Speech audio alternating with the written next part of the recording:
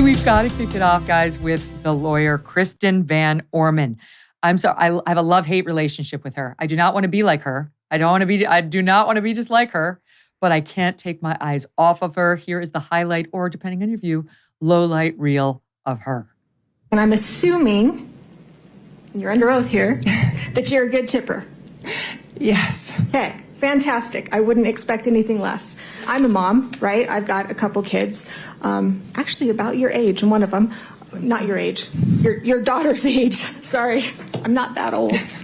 May I ask how tall you are? I'm just under 5'10". Okay, I am so jealous. I think I'm shrinking, though. You and me both. I have to wear 4-inch heels just to make it to 5'5". Well, so. they're very nice. Well, thank you. We're about the same height, about 5'5", with heels. It's roughly. Oh, tell me I'm taller, please. I was yelling at him. Pretty loud, pretty forceful. I was pretty upset. Right? You're small but mighty. Actually, you're not that small. You were wearing goggles, a helmet. Yes. Okay, kind of looked like everybody else on the slope. That's always my intention. Okay. Probably had a better ski outfit, though, I bet. I still have the same one. Oh my God, Jonna, is it over? Did it stop? It's just... It's never going to be over. Never going to be over. This whole fangirl thing that she had going on is literally cringeworthy. And if I were her client, I'd be a little ticked off because the message that sends to the jury is, even I like her, and I have to cross-examine her because she did my client wrong. Like, it was just really, really horrible. And she was trying too hard. And I'm going to have nightmares about, that whole, when she made the comment about, you're not that small.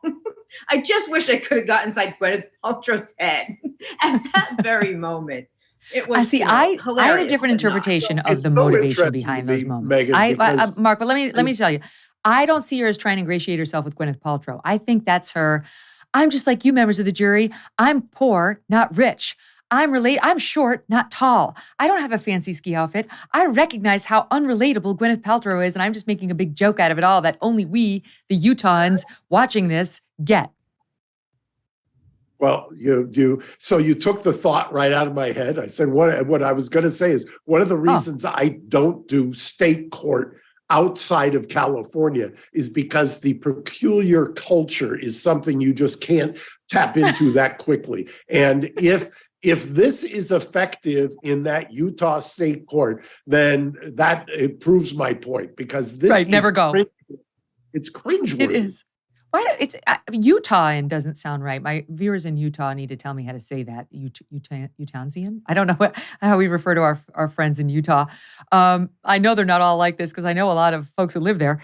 So I think she is making a miscalculated attempt to ingratiate herself with the jury. I don't think it's going to play. But the lawyer representing Gwyneth Paltrow in his own way is equally annoying.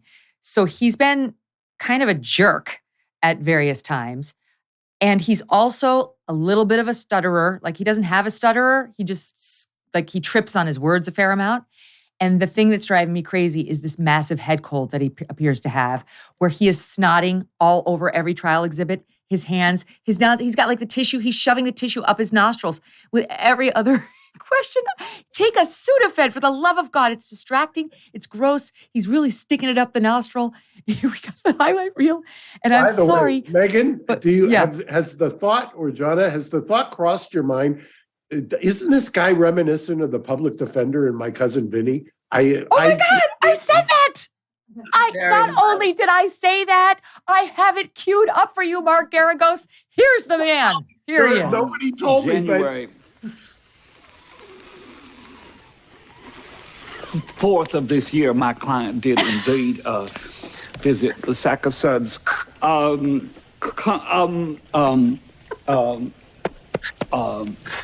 convenience store, but he didn't kill anyone. He Mark. I cannot watch this without thinking of that scene, without thinking of the opening statement. I've never, that's why I said this to me is infinitely more intriguing than Depthy Heard. Megyn, totally I agree. have a phrase for him. He is purposely unpolished, is the phrase I have for her attorney. And if you keep showing My Cousin Vinnie clips, I'm going to do my best Marissa Tomei impersonation. It's phenomenal. I usually save it for after I've had a cocktail, but I'll do it for you if you want me to. We could talk about it later. Hell yes. Wait, who cares about the trial? Let's see it.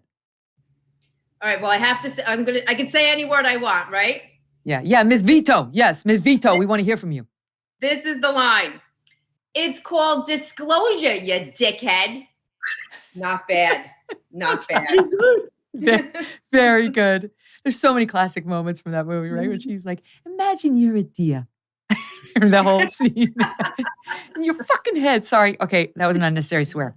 All right, so here's what Gwyneth Paltrow said happened to her. She claims she was the innocent victim, minding her own business, and what she thought was a perverted dude came from behind, between her legs with his skis, and whammo, they're down in the snow. Watch.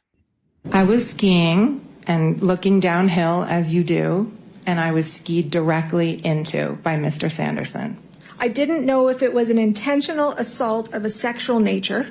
Right. Okay. Was he grinding and thrusting or something, or just the noises? What made you think it was a sexual assault? So that was a quick thought that went through my head when I was trying to reconcile what was happening.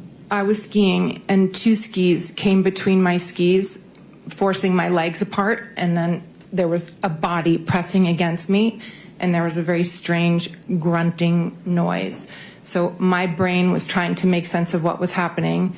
I thought, is this a practical joke? Is someone like doing something perverted? This is really, really strange. My mind was going very, very quickly, and I was trying to ascertain what was happening. He was still on the ground, right? Yes. When you said, "What are you doing?" Yes. Okay. Like, why did you do that? Yes. And he said, "I think you skied into me." Yes. And that's when you were furious and said, "You skied directly into my effing back." At the top of your lungs. Yes, I did. Okay. I apologize for my bad language. After you were screaming to him, isn't that when Mr. Sanderson said, "I'm sorry, I'm sorry"? That I thought it was very minor on the day. And you didn't stick around long enough to find that out. I stuck around long enough for him to say he was okay, to stand up, that he told Mr. Christensen he was okay. All right, so before we play the plaintiffs, what did you make of her, Mark? I made that I'm going to make a bold prediction on your show that this is the subject, that clip will be the subject of a Saturday Night Live skit this week. I have no doubt, because the amount of comedic material that was just there. And by the way, can you imagine, Megyn, go back to when you were trying cases.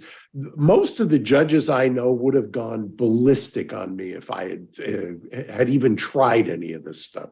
Mm-hmm. I mean, there was the one moment where the woman cross-examining her, who we talked about, the lawyer, tried to get Gwyneth to come down off the stand and do a reenactment with the lawyer on whose legs went into who. She was going to, I guess, come from behind and like do the grunting. I have no idea. Thank God there was an objection which was sustained. No one needed to see that. All right, so that was fine. That was her. I mean, I will say I didn't like her little Jonna, like, "I'm sorry, forgive me for swearing," like, oh, come on, right? She's so fake. Yeah, that was a little fake. I also thought it was odd. I mean, she lost some points with me because I can think of a lot of situations where she might feel that somebody was sexually assaulting her, but going, I don't know, 20 miles an hour down a ski slope, really, that just didn't add up for me. Like, it's more plausible that you're just going to bump into somebody and fall down. It's not plausible that somebody's going to come at you 20 miles an hour and try to cop a feel. So that didn't make any sense. That's such a good point. Why didn't I think of that before this moment? I mean, one time I was in Italy, there was a guy jerking off on a bike as he went by me. That was actually that was impressive. It was nimble. It was nimble. So, but like on a ski mountain in your gear. Right. That's an extreme. Fell flat on me when she said that. Are you tired of feeling like your personal data is at risk? Or you worry that big tech is watching every move you make? If you don't want anyone else knowing where you've been, who you've met, and what you're thinking, Start Mail is the perfect solution for protecting your privacy and giving you peace of mind. Start Mail is used by tens of thousands of people around the world who believe that privacy is a fundamental human right worth fighting for, and they're sick of sacrificing it to these weird techies who want to spy on us all the time. With over 330 billion emails sent daily, email has become essential, but sending it is not safe. It's like sending a postcard. Anyone who helps deliver it can read your message or make a copy. Big tech email providers can scan, analyze, and save details of every single email you send and receive, even after you delete it. They create profiles of your personal life and then sell it to advertisers. That opens you up to intrusive ads, identity theft, spam, and phishing attacks. Say goodbye to ads and tracking. Start Mail will never serve you ads and will protect your inbox with state-of-the-art security. Sign up today to save 50% on your first subscription year. Go to startmail.com/MK and join the thousands of people who have chosen Start Mail for their email security needs. That's startmail with a T, START mail.com/MK for 50% off. Hey, thanks so much for watching. If you like what you just saw, hit the subscribe button for more clips and full episodes.